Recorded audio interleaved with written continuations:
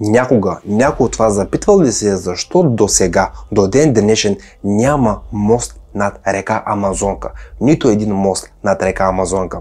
Както знаете, приятели, река Амазонка е най-голямата река в света, също така е най-пълноводната. Но има много причини защо до ден днешен не са построили мостове над Амазонка.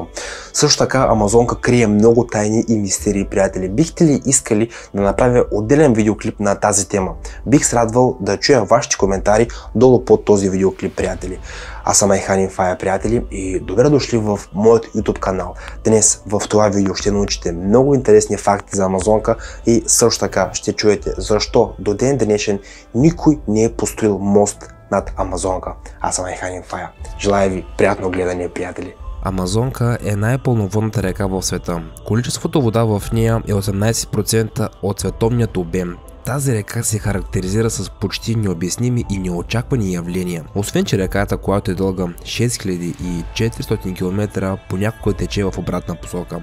В нея живеят също така много от най-екзотичните риби. Само пираните са около 60 вида. В Амазонка плуват и сладководни делфини и все пак в тази река няма всичко, което е характерно за другите реки. Всъщност в Амазонка все още няма нито един мост и това не е всичко, който изненадва изследователите. Уникалността и мащабите и не спира да изненадват. Амазонка се намира в Южна Америка и не спира да удивява учените. На първо място нейните води. Навлизайки в океана на няколко хиляди километра, тя е потисната. Тя няма стандартизирано корито. Амазонка може да се разкъса на много отделни разклонения, а след това да се слее в един поток. В нея се вливат огромен брой по-малки реки. Бреговете й са блатисти и населени с редки представители на животинския и растителния свят, много от които не се срещат никъде другаде на нашата планета.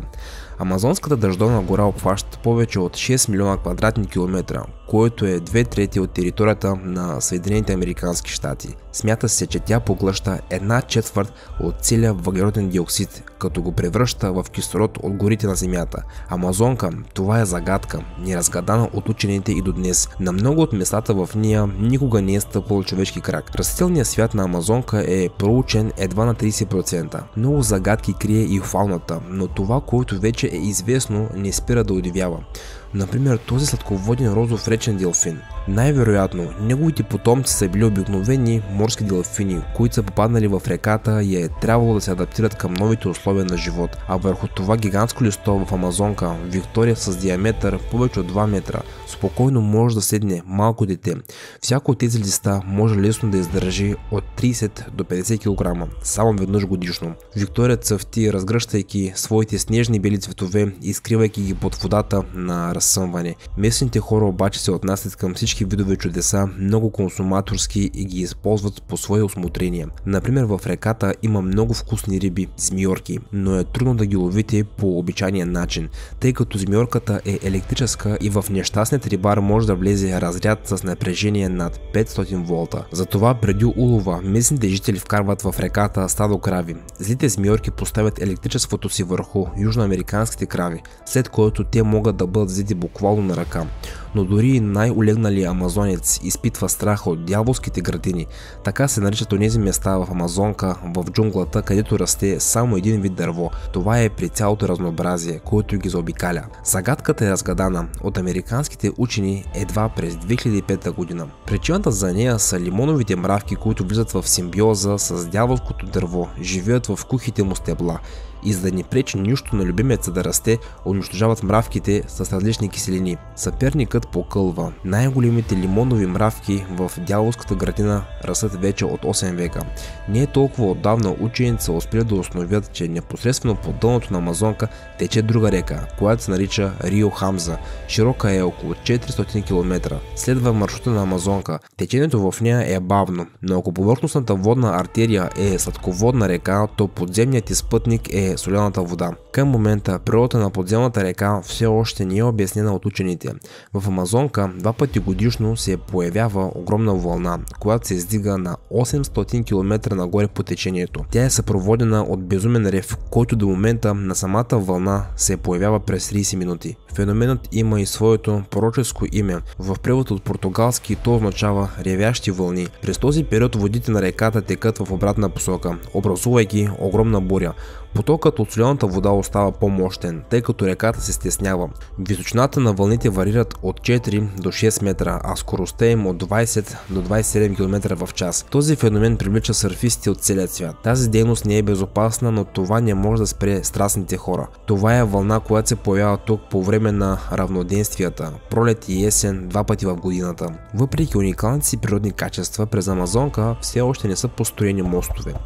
Като се има в предвид, че реката преминава през териториите на 3 държави – Бразилия, Колумбия и Перу, а в басейна на реката живеят около 30 милиона души. Липсата на мост изглежда невероятна. Джунглата в съседство с Амазонка едва ли е благоприятна среда за това. Масивни конструкции, но дали това е неразрешим проблем за съвременното инженерство? Ситуацията изглежда особено странна, ако погледнем положението с пътищата през другите големи реки. Само в египетската столица Кайро има 9 моста над река Нил, над Янцзы, най-дългата река в Евразия. През последните 30 години над река Дунав, най-голямата река в Европа, са построени повече от 100 моста. С какво Амазонка е по-различна толкова много от тях? Няма наистина спешна нужда от мост над Амазонка, казва пред Life Science Валтер Кауфман, ръководител на катедрата по бетонно-строително инженерство в Федералния технологичен институт в Цюрих, Швейцария.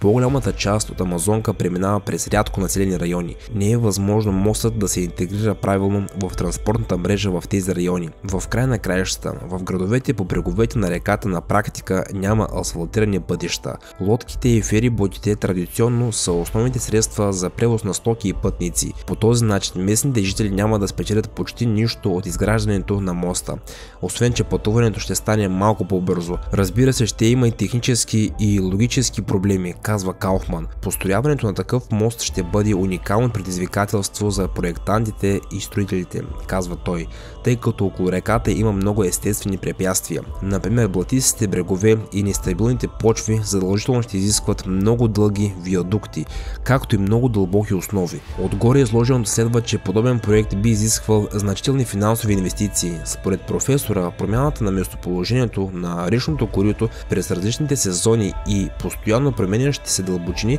ще превърна строителния процес в изключително трудно изпитание. По данни на Амазонка, нивото на водата в реката се повишава и понижава през цялата година. Успоредно с това, меките седименти по бреговете ерозират и се изместват. По този начин топографията на околните райони е силно променлива. Кауфман смята, че използването на пантони и други плаващи структури би могло да улесни значително задачата, но за съжаление те не биха били подходящи за по-голямата част от Амазонка поради променливата и ширина. Според Британика, от юни до ноември Амазонка е широка средно от 3 до 11 км. Периодът от декември до средата на май се счита за дъждовен сезон и през тези месеци нивото на водата може да се повиши с 15 метра, а ширината на речното корито на някои места да достигне до 50 км. Това е около 60% от средната ширина на езеро Байкал. Трябва да се каже, че макар да няма мостове, които да пресичат Амазонка директно, има един, който пресича най-големият и ляв приток.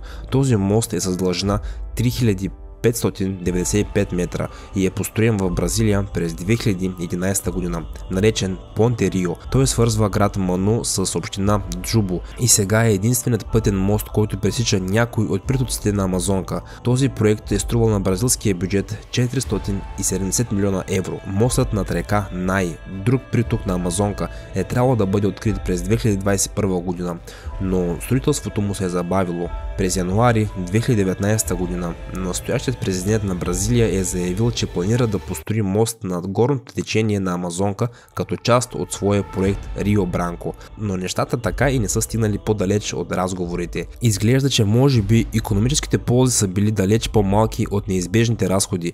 Местните природозащитници обаче дори са доволни от този резултат. Построяването на моста е щяло да отвори широк достъп до нови региони, недокоснати преди това от дървосекачите, и да се отвори врата за тропическа сеч, който всъщност е ключов проблем в региона през последните 15 години. Колко хора от вас знаеха, че до ден днешен е нямало мост над река Амазонка? Също така, приятели, искам да ви попитам, видеоклипа хареса ли ви? Или пък коя част ви хареса повече, коя по-малко? Бих се радвал да споделите вашето мнение долу в коментарите.